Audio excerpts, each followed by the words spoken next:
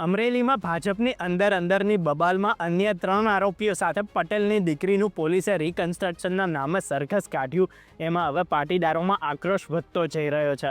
Fake લેટરનો આરોપ જેના પર લાગ્યો છે મનીષ વખાસિયાને ત્યાં નોકરી કરતી છોકરી પાયલે એના કહેવા પર જે લખાણ ટાઈપ કરીને આપ્યું એમાં જાણે કેટલીય મોટી ગંભીર ગુનેગાર હોય એ રીતનું વર્તન શરમજનક અને ગુજરાતની સંસ્કૃતિને લજાવનારું કહી શકાય. પોલીસે એને ઠપકો આપીને તારી ભૂલ થઈ છે અને ફરી ક્યારેય આવી ભૂલ ના કરતી એમ કહીને એનું નિવેદન લઈને એને સાક્ષીમાં રાખીને જવા દઈ શક્યું હતું. પણ પોતાનો અહમ વર્ચસ્વ વટ અને સત્તાની જોહુકમી બતાવવા કરેલો ખેલ હવે ઊંધો પડતો હોય એમ દેખાઈ રહ્યું છે. અને અમરેલીની આ ઘટનાનો અવાજ છે સુરત, રાજકોટ, મોરબી સહિત ગુજરાતભરમાં ઉઠવા લાગ્યો છે.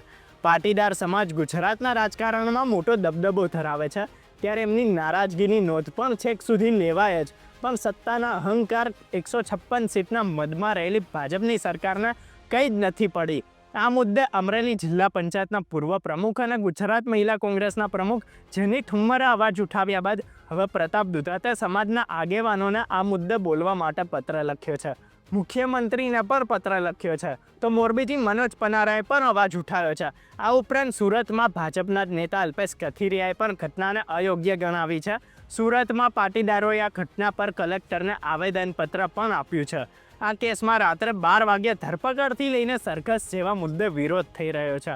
જવલે જ કોઈ એવા કિસ્સામાં અથવા તો મેજિસ્ટ્રેટની મંજૂરી હોય તો જ સાંજ પછી સ્ત્રીની ધરપકડ થઈ શકે છે.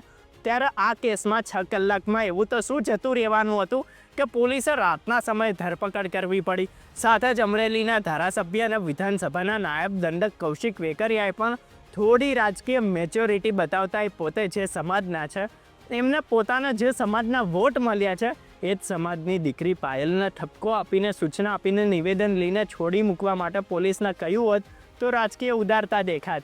પણ આ મેટર રાજકીય રીતે એકબીજાને બતાવી દેવા, રાજકીય હિસાબો સેટ કરવા માટેના દાવપેચની હોય એવું સ્પષ્ટ દેખાઈ રહ્યું છે. એમાં પાયલ ગોટી પોતે આ દાવપેચથી જોડાયેલી નથી તો એની ધરપકડ કરીને કલમો લગાવીને આ રીતે સરઘસની જેમ 12 લોકો વચ્ચે અપમાનિત કરવાની શું જરૂર હતી? એટલો તો કેટલો સરમુખત્યાર થઈ ગયો છે આપણો દેશ. એટલી જોહુકમી બતાવવી હોય તો અમરેલી જિલ્લાના બુટલેગરો, ખનન માફિયાઓ, હપ્તાખોરો, લાંચિયા અધિકારીઓ, નેતાઓ પર બતાવો ને. પણ એવું તો ક્યાંથી થાય? એ તો બધા એકના એક જ છે. તો હવે આ ઘટનામાં જો ભાજપ ઝૂકશે નહીં, માફી નહીં માગે, ભૂલ નહીં સ્વીકારે તો વિવાદ દિવસે ને દિવસે વધતો જશે એવું સ્પષ્ટ દેખાઈ રહ્યું છે. એક એવી વાત પણ છે કે પાયલ ગોટીએ આગલા દિવસે અલગ નિવેદન આપેલું અને રિમાન્ડ પછી અલગ બોલી છે.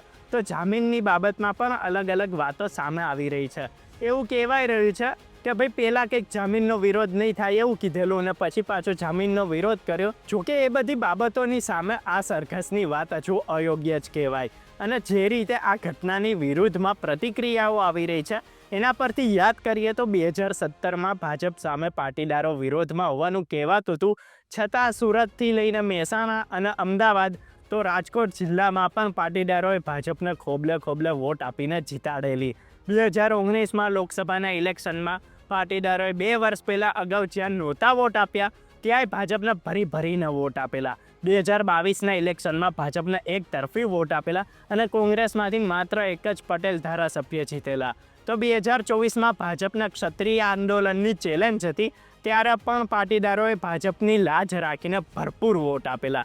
છતાં આજે પાટીદારોએ પોતે આ રીતે સરકાર સામે લડવું પડતું હોય, સમાજના આગેવાનો સરકારને સવાલ ના કરી શકતા હોય અને ભાજપને પણ કંઈ પડી ના હોય એમ બેફામ જ વર્તન કરે રાખતી હોય તો આ બધી બાબતો લોકો આગળ સમય જતાં યાદ રાખશે. આવી બાબતોથી ભાજપ અને એના નેતાઓ લોકોની નજરમાંથી ઉતરવા લાગશે અને એનું પરિણામ ક્યારેક ને ક્યારેક તો ભોગવવું જ પડશે.